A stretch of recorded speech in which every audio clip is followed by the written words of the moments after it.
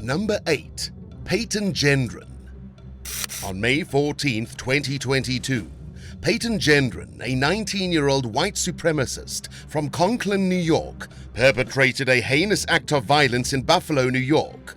Armed with an AR-15 style rifle and driven by his racist beliefs, he traveled 200 miles to a predominantly African-American neighborhood.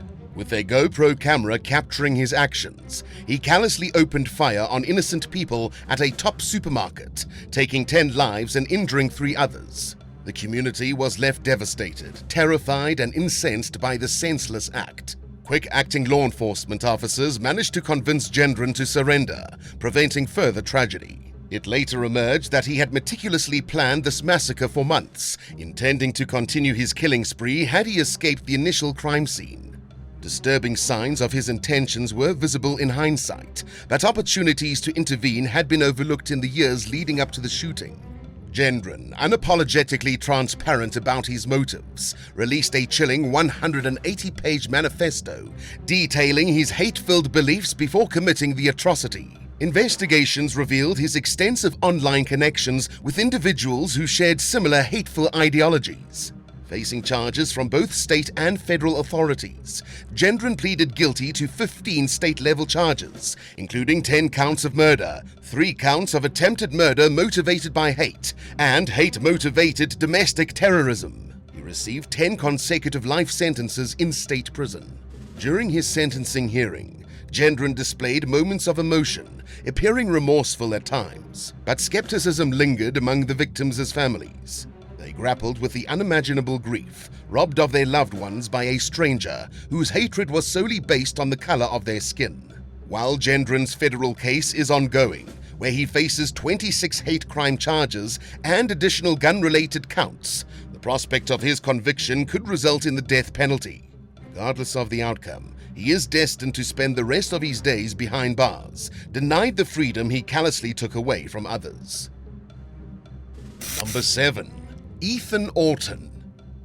Just 5 months shy of his 18th birthday, Ethan Orton received a devastating email from his mother, informing him that he needed to vacate their Cedar Rapids, Iowa home once he reached legal adulthood. The following day, police responded to reports of a suspicious person at the residence, only to discover Ethan covered in blood. He confessed to the brutal killing of his parents, 41-year-old Misty Scott Slade and 42-year-old Casey Arthur Orton, both of whom were found dead inside the house, attacked while they slept. Using a Bowie knife, Ethan repeatedly stabbed his parents, and when he realized his mother was still alive, he ended her life with an axe. He told investigators he committed the murders to seize control of his life, citing a lifetime of emotional abuse. During the trial, a forensic expert revealed Ethan's heightened agitation when his father initially supported him, only to change his mind and side with his mother. In early 2023, Ethan pleaded guilty to 2 counts of first-degree murder. Despite his claims of abuse, Judge Ian Thornhill sentenced him to 2 concurrent life sentences with the possibility of parole after 50 years. During the hearing, Thornhill emphasized the calculated nature of the killings, underscoring the distinction between teenage rebellion and genuine abuse.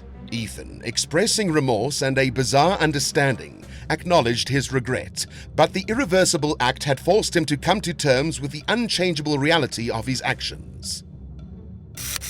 Number 6. Roxana Sikorsky.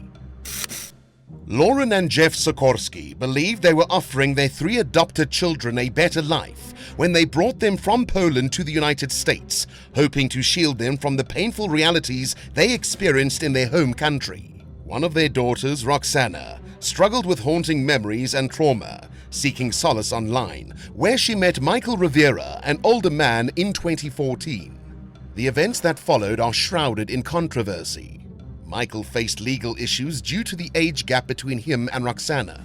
Some argue he manipulated his young girlfriend into plotting the murder of her family to prevent them from testifying against him. Others believe the couple jointly orchestrated a massacre, while both bearing equal responsibility. In the early hours of an October morning, Roxana attempted to carry out the sinister plan by attacking her brother.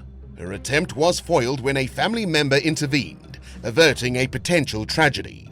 Roxana and Michael were charged with their roles in the plot, even though he did not succeed in executing it fully. Prosecutors were adamant about holding Roxana accountable under the law, disregarding her parents' pleas for leniency and mental health treatment. The Sikorskis blamed Michael for influencing their daughter, a perspective shared by many. Nevertheless, Michael was sentenced to life in prison in 2015 after being convicted on multiple charges, while Roxana took a plea deal, admitting to one count of assault with intent to murder.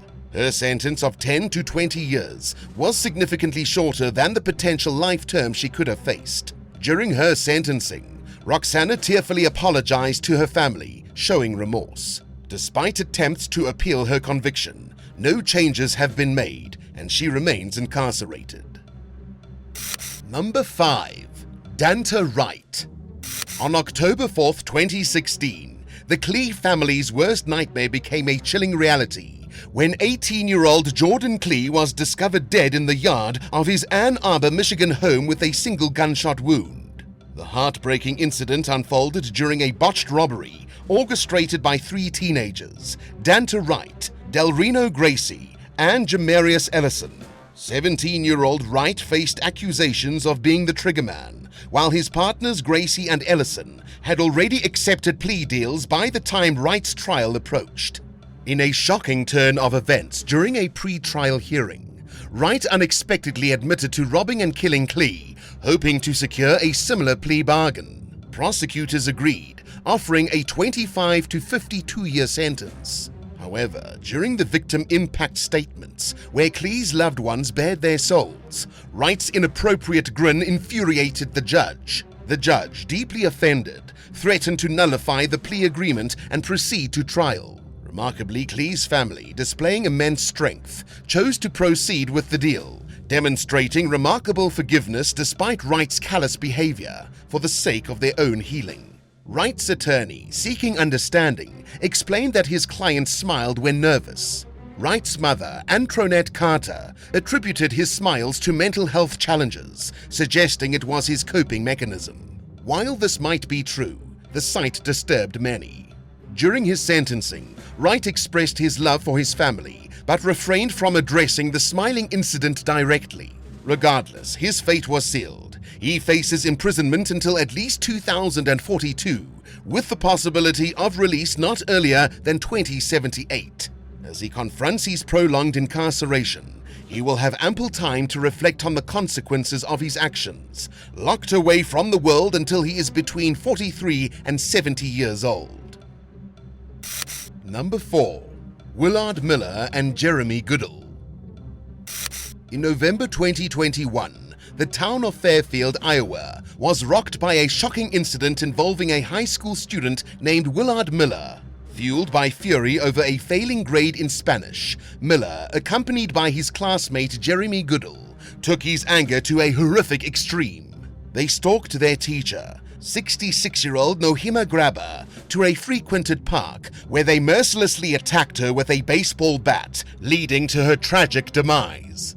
The assailants callously hid her body under a tarp and fled the scene in her van, leaving a grieving community in their wake. Swiftly, the investigation pointed fingers at Miller and Goodle, with their classmates providing vital leads. During mutual accusations, both young men eventually struck plea deals to evade a trial. In a courtroom heavy with sorrow, they each confessed to one count of first-degree murder. Miller received a sentence of life imprisonment with the possibility of parole after 35 years, while Goodle faced a minimum of 25 years before eligibility for parole. During his sentencing, Miller, with a hint of remorse, apologized to Grabber's family, acknowledging the gravity of his actions. However, the judge, unmoved by his words, condemned him as sinister, evil, and brutal. While recognizing Miller's youthful age, the judge refused to view it as an excuse for the sheer cruelty and violence displayed during the crime. Miller swiftly appealed his sentence, and the fate of Goodle remains in the hands of the court. The incident serves as a harrowing reminder of the darkness that can consume young minds when unchecked anger turns into unspeakable violence. Number 3. Shawnell Jackson. In 2009, Tragedy struck when 21-year-old Nathan Potter, a University of Wisconsin student, was senselessly attacked while walking to his Milwaukee apartment. A young man approached Potter, attempting to rob him, but finding no money, the assailant shot him out of anger. Tragically, Potter succumbed to his injuries, leaving a community in shock. Witnesses implicated two individuals in the crime: 19-year-old Derek J. Thomas and 18-year-old Shawnell Jackson, the latter being the triggerman. Thomas acted as a lookout while Jackson committed the heinous act. During police questioning, Thomas revealed that Jackson, driven by a need for money and armed with a gun, had initiated the plan. Potter, an innocent victim, had been in the wrong place at the wrong time. In early 2010, Thomas pleaded guilty to felony murder, receiving a 12-year prison sentence, followed by 8 years of supervised release. Jackson, on the other hand, faced a graver consequence. Convicted for his involvement in Potter's murder, he was sentenced to life in prison. Additionally, he received a 5-year sentence for a separate shooting incident that left another man injured. During Jackson's sentencing hearing, his attorney attempted to appeal for leniency, citing his young age and impulsivity. However, the judge remained unmoved. Jackson's furious outburst in court, lashing out with obscenities, and subsequent struggle with deputies only intensified the gravity of the situation. The courtroom atmosphere turned tense, highlighting the pain and loss endured by Potter's loved ones, further underscoring the senselessness of the crime. Number 2. Nicholas Lindsay. In 2010, Nicholas Lindsay found himself on the wrong side of the law with a grand theft arrest in St. Petersburg, Florida. The situation escalated tragically in February 2011, when he fatally shot Officer David Crawford during a late-night encounter near Tropicana Field. The incident unfolded after a concerned resident reported a suspicious man in his backyard, leading Crawford to respond to the call. Tragically, Crawford was shot multiple times while reaching for his notepad, succumbing to his injuries. Following a tip, law enforcement apprehended Lindsay the next day, thanks in part to his mother urging him to confess. During questioning, he admitted to the crime, divulging that he had discarded the murder weapon in a nearby creek. The debate over trying Lindsay as an adult ensued, with Mayor Bill Foster advocating for accountability under the law. Lindsay was indicted on a first-degree murder charge and faced trial a year later. His defense portrayed him as a frightened adolescent, advocating for a manslaughter conviction. However, prosecutors argued that the deliberate nature of the shooting, with all 5 shots hitting Crawford, constituted murder. Lindsay was convicted and received a life sentence without parole. During subsequent appeals, Lindsay's sentence stood firm. In 2017, his attorney sought a reduction based on new guidelines for young offenders, proposing a 40-year term. However, the judge maintained the life sentence, with the possibility for review after 25 years. During the court hearing, Lindsay appeared indifferent, even grinning when the life sentence was reaffirmed, a chilling reminder of the gravity of the crime and its impact on all involved. Number 1. Damon Kemp.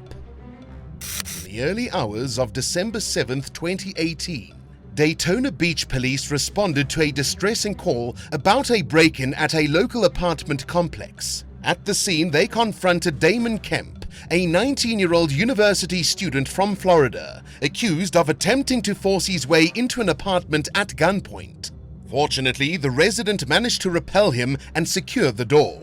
Kemp, disheveled and incoherent, approached officers, shouting about having killed his friend Trey Ingram, also known as Ace, and Jordan Payden, both 19 years old. Tragically, police discovered the lifeless bodies of Ingram and Payden, each riddled with bullets inside an apartment. Kemp was charged with their murders. Prosecutors alleged that Kemp shot the victims in the back with a .40 caliber Glock handgun as they desperately tried to escape. He then attempted to cleanse himself of the blood and discarded the murder weapon in a nearby pond. Kemp's defense argued that the evidence did not conclusively prove that he was the killer and questioned his sanity at the time of the crime. His erratic behavior, including nonsensical statements and episodes of violence, showcased his mental instability. yet it did not absolve him of the responsibility for his actions. Despite Kemp's courtroom outbursts, including tantrums and chilling stares, his lack of remorse and a clear motive led to his conviction on 2 counts of first-degree murder. Under Florida law, Kemp faces a potential life sentence. While his trial proceedings were devoid of dramatic episodes, perhaps indicating a reluctant acceptance of his fate, his sentencing may provide him with an opportunity to address the court, though the likelihood of a significant shift in his grim circumstances remains slim. This case highlights the intricate distinction between critical and legal definitions of insanity, often leading mentally ill defendants into a prison system ill-equipped to address their mental health needs. Thanks for watching. Which of these teenage criminals shocked you the most? Tell us in the comments below, and don't forget to subscribe. See you next time on Bad Badger.